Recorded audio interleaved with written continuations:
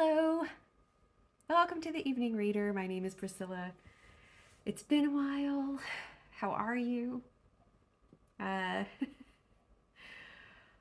I cannot believe that it is already November. I saw a post yesterday where somebody said, hey, we've got less than 8 weeks that until 2024. It was like, what? No, oh, uh-uh. No, 2024. Half the time I feel like I'm still in 2021. I don't know if that's COVID, like just still messing with my brain, like the missing years that we all have from being in lockdown or what, but does not compute. Does not compute. Anyway, I thought that I would hop on here today and kind of do a catch up and talk about what I've been reading over the last, I guess, 6 weeks or so, and maybe my plans for November, and then find out what you've got going on because I haven't really been on, and so I haven't been able to catch up and hear what you've been reading and what's going on with you lately. So here we are. Let's catch up. It'll be fun. For me, because I kind of have the floor because it's video. Uh, I realized that I didn't wrap up September. Whoops. I had 3 additional books that I read in September that I never really talked about.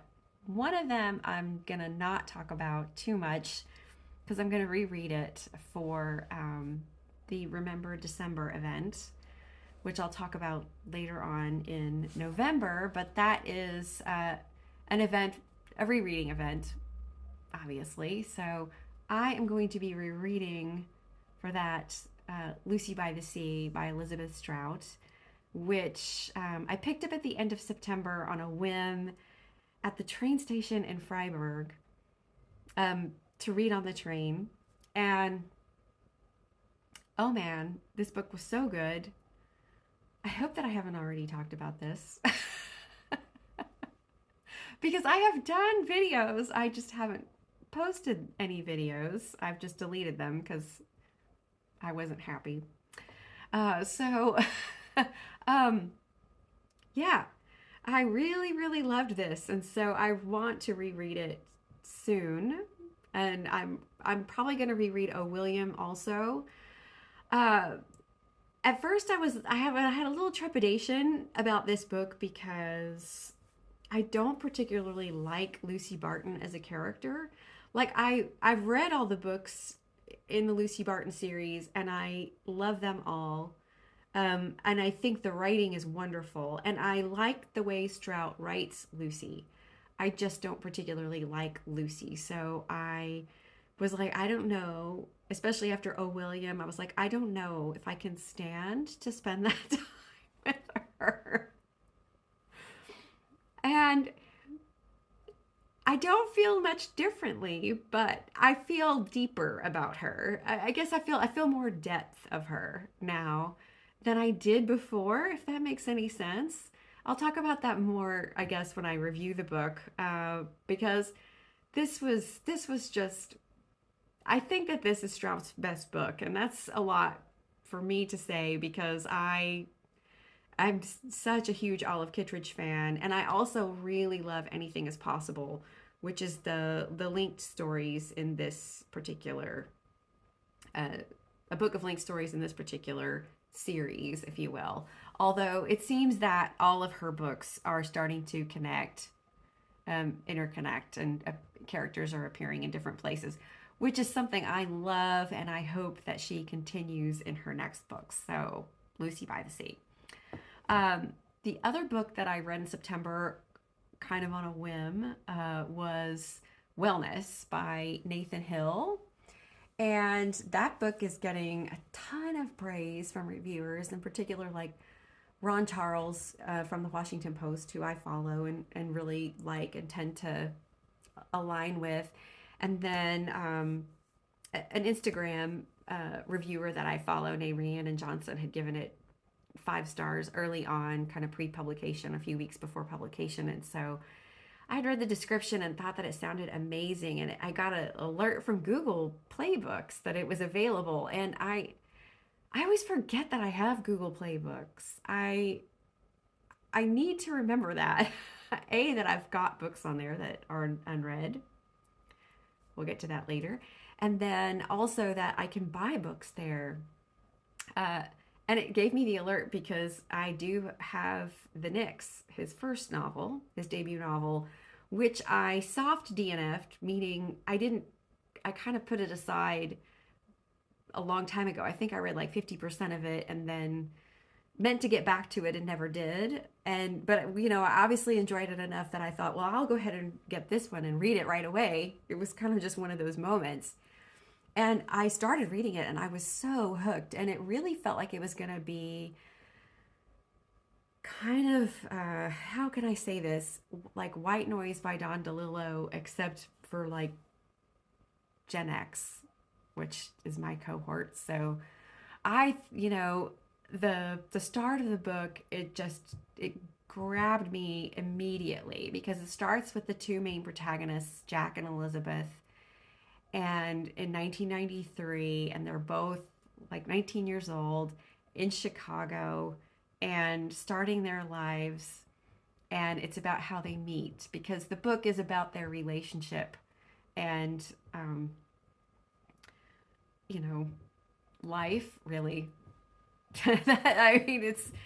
That's probably the best thing to say. It's really about how we live our lives and choices that we make, and how our early lives and our families inform our choices, the way we think about life, the things that we do, and think about ourselves and about the situations that we're in.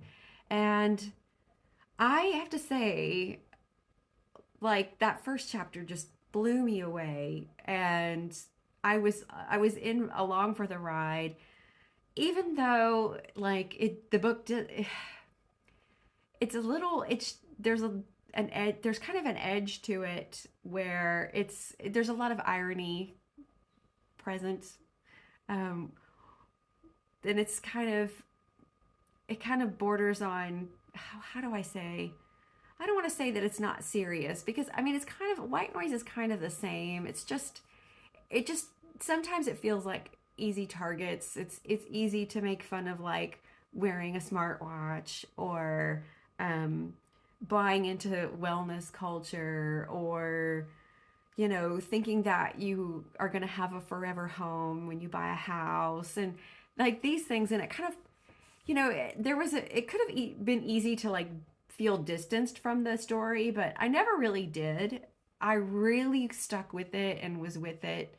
And even though also there's like one point where Elizabeth is very scientific, logic minded, and she's trying to get her young child to eat something other than macaroni and cheese. And it's like a long scene of her, preparing the food and putting it on the plate and sitting down to eat with her son. And then through the whole scene and through the whole event, she's actually thinking to herself about what she's preparing and why she's preparing it, and what the actual science is behind why she's doing what she's doing, to the point where she's actually naming sources herself in her head, like, this paper such and such by so and so says this is most likely to happen, or and it goes on like that. And it's real research. Like, this book actually includes a bibliography because Hill did so much research. And even through that, it got a little much, but I still was able to kind of be with it because it was so much the character. But there's a point about 60% of the way through the book where it breaks from the narrative. It breaks from story.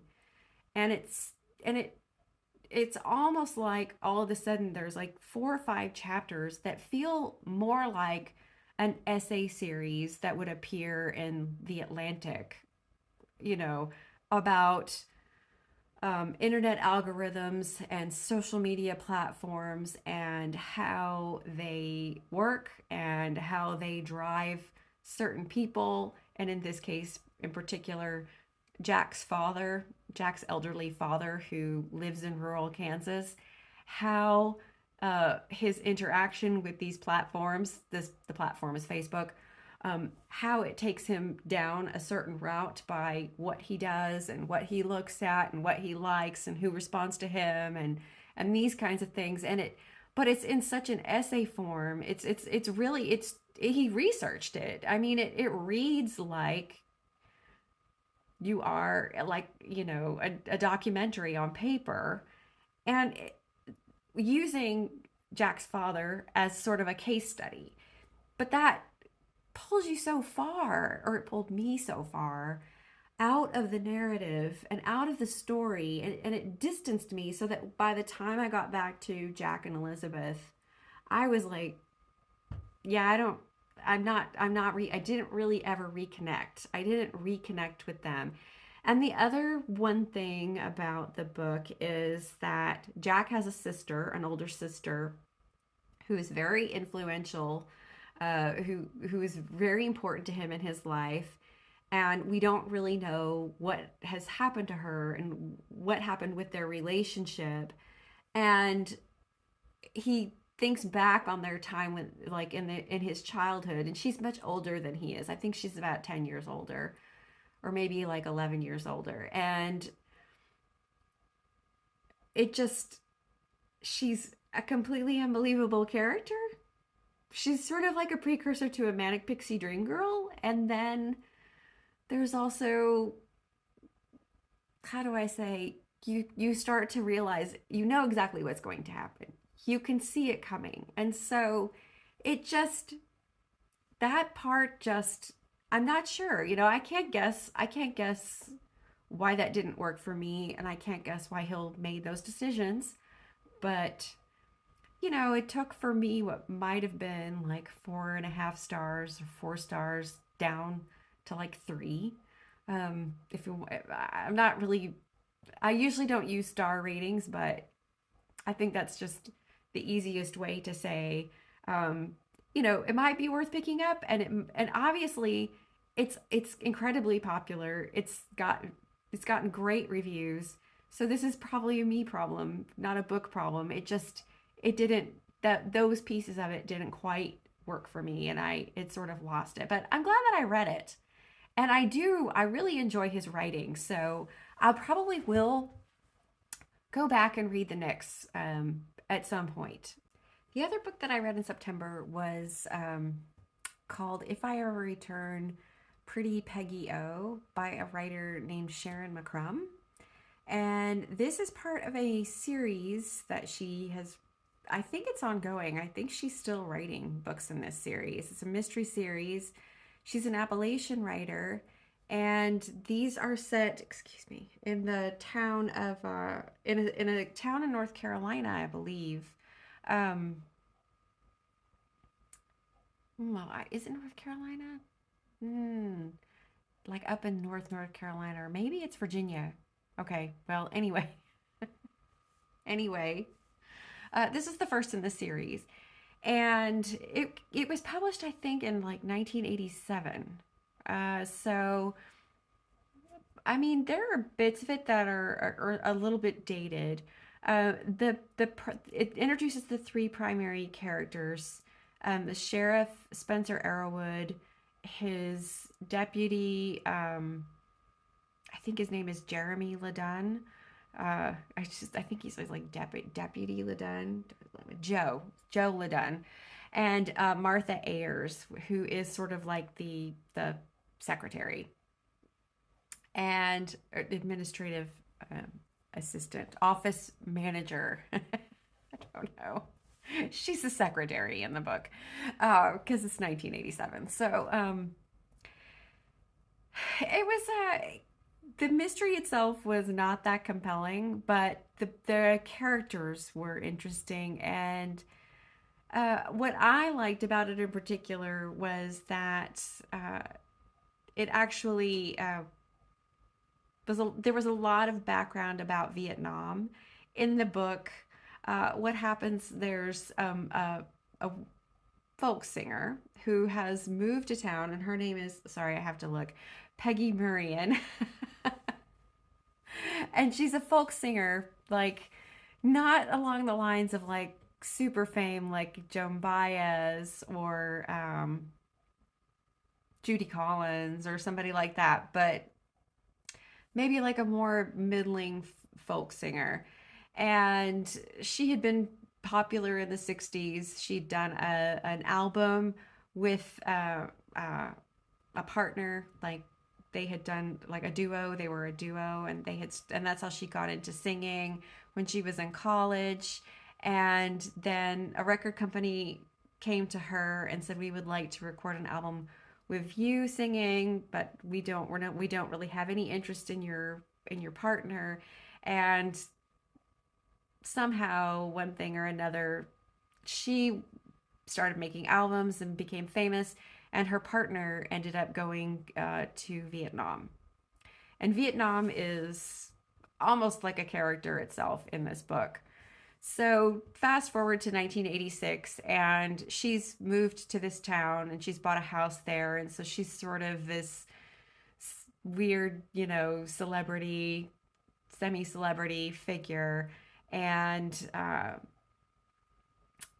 the sheriff gets called to her house when some mysterious things start happening. And she seems to be being targeted by somebody, and of course the mystery is who would want to hurt this woman. So other parts of the story have to do with there's it's a 20-year high school reunion for Martha and Spencer. Joe Ladun, the deputy, is not from the town. Um, so, he doesn't care. Spencer would rather have nothing to do with the reunion. He's got a lot of bad memories from high school, particularly about his brother who was killed in Vietnam and who had been sort of the super football star. Also, he and his Spencer and his wife are recently divorced, and they had been high school sweethearts. So he really does not want any part of it. As for Martha's part, it's sort of like a more, I guess in a way, a more generic, here we are 20 years on. She wants to see what's happened to everybody. She's very curious. She forms a reunion committee, and she ends up having this person on the reunion committee who used to be one of the most popular girls in school, who's dealing now with a mother who has Alzheimer's. Um, so there are a lot of different things going on in the book, and I'm not sure, because this is the beginning of a very long series. I think she's still writing these books, and I picked this up because my friend that I buddy read with in Atlanta, we read something about once a month or once every 6 weeks, and talk about it. And she had read a later book in this series and said that it was just absolutely fantastic. And so we thought, well, maybe we'll try to do the series. And so we both got the first book. I think I liked it better than she did, but I was very interested in the Vietnam element of it. And I totally just lost my train of thought. Oh, well, anyway. Train left the station. Uh, these mysterious things start happening to Peggy, and somehow they seem also to be connected to um, Vietnam. There are some clues that are left behind that make the deputy Ladun suspect that these things could be happening, and the person doing these things could be actually a veteran. And there is another veteran who lives in the town. Ladun himself is also a veteran and suffers tremendously from PTSD, and as does this other veteran. And so PTSD is a big theme in the book as well, and sort of interesting. And I thought it was also very interesting because that tied in a way to later when I was reading Troubles. I noticed some sort of parallels there in terms of, people suffering from uh, what would be in the Troubles time shell shock, and then, in the 80s, was PTSD was a newly coined term. It was still kind of a new thing. And it's funny, I read, when I was looking at Goodreads, I saw one of the reviews, and somebody reviewed it and was like, it's really, it's just kind of out of date. And it's like, well, I mean, you pick up a book from 1987. Why would you expect it to be in date? You know what I mean? Like, who says that? Who says it's kind of out of date? There's no fancy, they don't have computers, and they don't have this, and they don't have that, and like, and there's a lot about Vietnam, which I guess the country was dealing with them, but I guess that was really the only big thing. What? Anyway, sorry, that's my little rant. Um, I don't know if I'm going to continue with the series. I liked some of the character development. And, it's always tricky with books and series because the first book has to introduce everybody, but then it also has to have something happening. Um, I think the main reason this book suffered for me a little bit was that Peggy, the folk singer, is such a wet blanket, and her reactions to the things that are happening around her don't make any sense. And like, not like, well, they don't make sense, but they get explained at the end why she is the way she is. It's like she's just kind of a wet noodle the way through the whole book. So I don't know. Uh, I don't know. Maybe I'll pick up the second one at some point, or maybe I'll pick up one that's later on. Because yeah, my friend did say that the one that she read, which I think must have been like book way later in the series, like a 13 or a 14 kind of. I think it's a long series. She said that it was excellent. So, all right, okay. And so on to the next one. So, October. October was actually turned out to be a pretty good reading month, but not until I DNF'd Troubles by J.G. Ferrell. And I felt terrible about doing it because it was a buddy read with Sarah from Roadworthy, and she was very gracious about it. And I think she completely understood where I was coming from, uh, which was just that, I don't know. I think sometimes with satire, for me particularly, I have to be in the mood.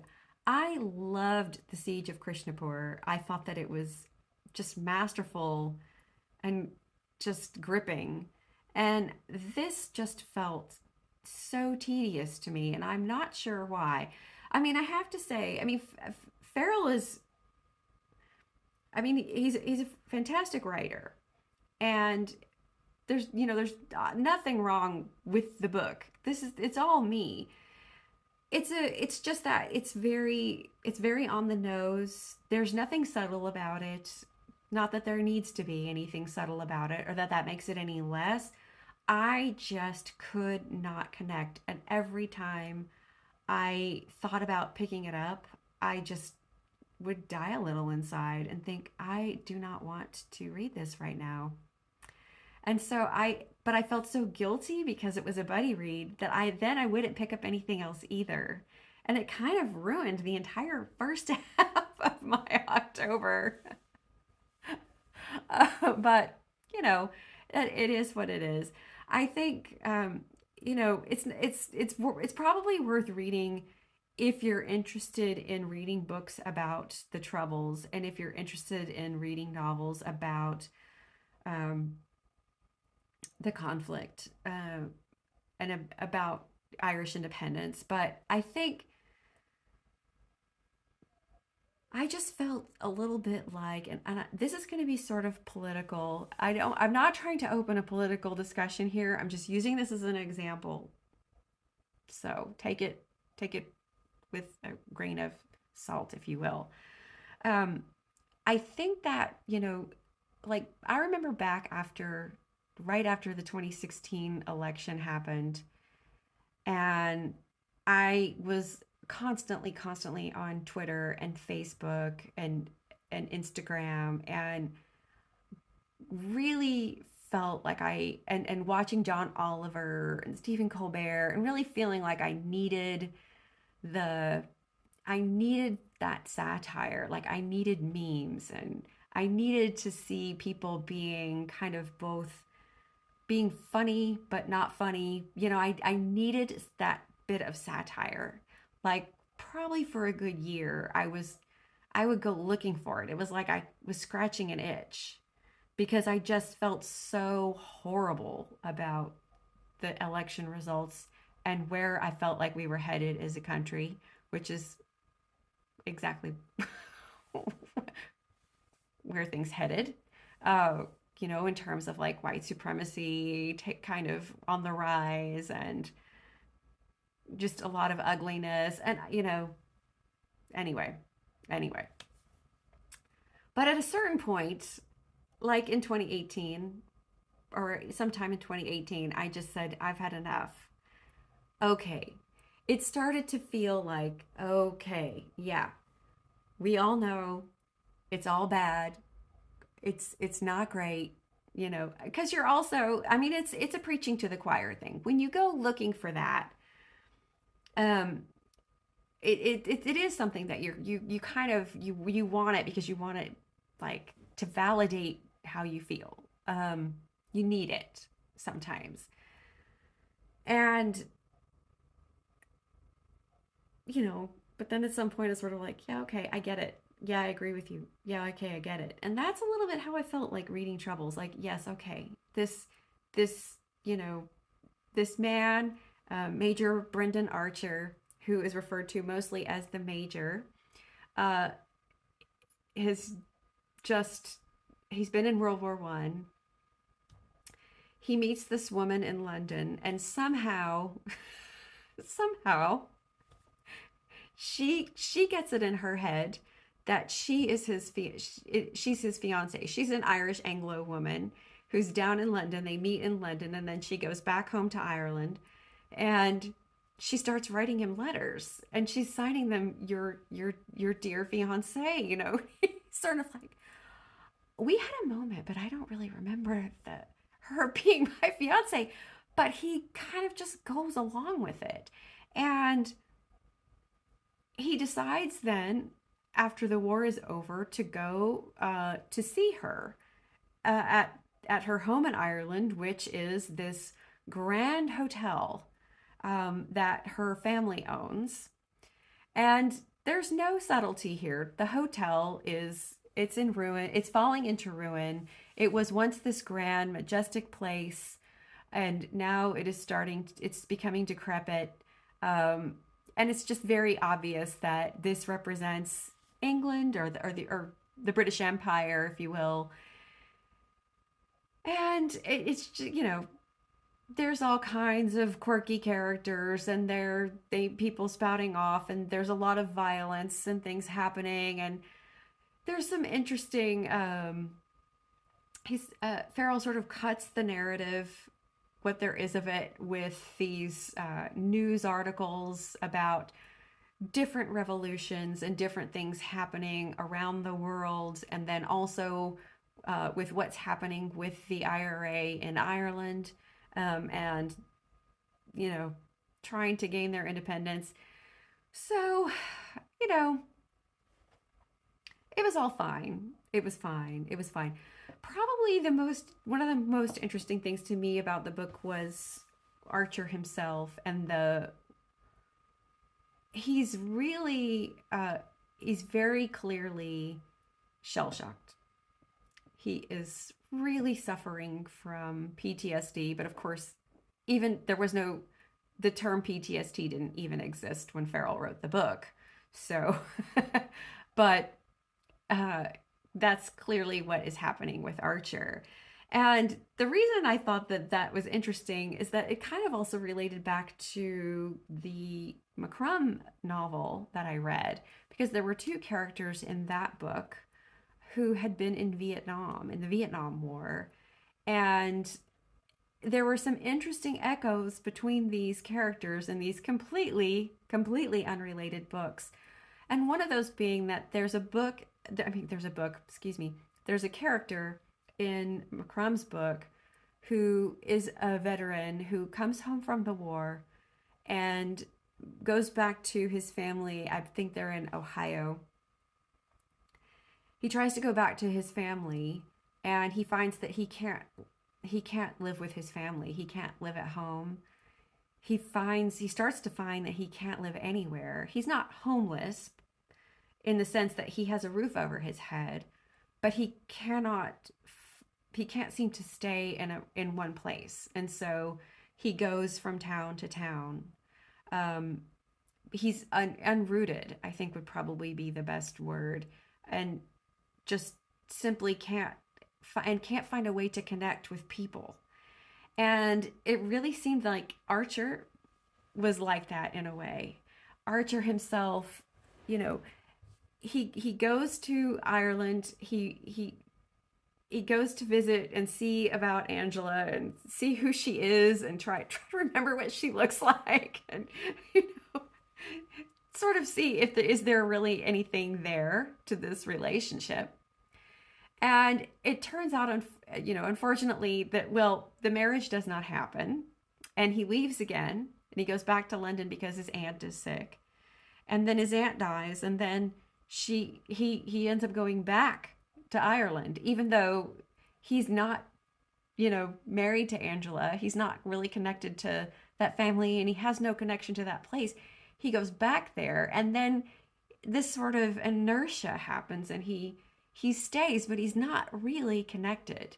And then he's trying to connect with certain people, but it's almost like people that you can't form a connection with, like this woman, Sarah, that he meets, who is supposedly Angela's best friend. So I just thought that that was some interesting echoes just in terms of what war does to a person. That's an aside. It's just kind of a weird little takeaway. Make of it what you will. Maybe you will make nothing of it, but I think it's Troubles is definitely worth picking up. One thing I did do was, which I normally would not do, which was in the middle of the book, I stopped and went online and started reading reviews of the book because I needed to know, is it just going to keep going like this? And the answer was pretty much yes. It's not a subtle book. It pretty much just keeps going and going and going, doing what it's doing, which is just going with this deterioration of this place, and it just gets more absurd and a little more crazy the whole time. And I just, I wasn't in the mood for it, but it's also, it was also very clear that this book has garnered a lot of high praise, and it makes sense to me because, like I said, I loved The Siege of Christianport. So I did read 2 other books after I DNF'd that book. Like in the last week of October, I read 2 other books. I read Signal Fires by Dani Shapiro, and I also read Lillian Boxfish Takes a Walk by Kathleen Rooney. And this is getting long, so I'll probably talk about those in another video. Because they both deserve a longer time than I want to spend, because I don't want to take up your entire Saturday afternoon if you've made it this far. Really quickly, I am going to say I am going to be doing the Read Your Own Books Challenge. I think that's what it's called. That starts on Monday, on November 6th. And I bought some books. I'm probably going to buy a few more books. My plan is to do 50 books. I think I said that in my last video. And so that starts Monday. I've got 2 buddy reads on this month for November. I have now in November by Josephine Johnson, which I am reading with Dea from Novel Idea. And I am also reading Say Nothing by Patrick Radden Keefe with Jess from Stalking Kafka for Nonfiction November. So those are two definites that I will be reading in November, and I am not sure what else I'm going to be reading, if I'm going to pick up one of these books that I just bought, or if I'm going to, go into the back catalog. We're going to be traveling at the end of November because we're going to the States for Thanksgiving. I'm going to Dallas to see my family. So I'll definitely be doing something on the Kindle. I've got some options. We can talk about that later as well. Yeah. So, and then I'm looking forward to December. I'm looking forward to doing some rereading. I think I'm going to pick up some things that I wouldn't normally reread, or that besides the Lucy Barton and the O. William, I'm gonna go through my shelves and see what have I not, what something I've read once maybe, and I've always intended to reread, as opposed to something I would normally pick up and reread, like True Grit or Secret History or Plain Song. Books like that I've read, or Olive Kitteridge, books that I've read many, many times. Yeah, maybe check out something and see if I can have a new favorite reread. Anyway, I think that's it for me. It's a chilly, rainy Saturday here. It's afternoon, and I've got to go do more studying because I have another language exam, a listening exam on Monday. So I think I'll close. Let me know how your October was, what you read, if you recommend anything. Not that I'm buying anything new, but there's always a list. I can put it on the list. And let me know what's going on with you and how you're doing. And I appreciate it if you made it this far. I really appreciate you sticking around, and I hope that you're doing well. And I will look forward to hopefully seeing you again soon. Okay, take care. Bye.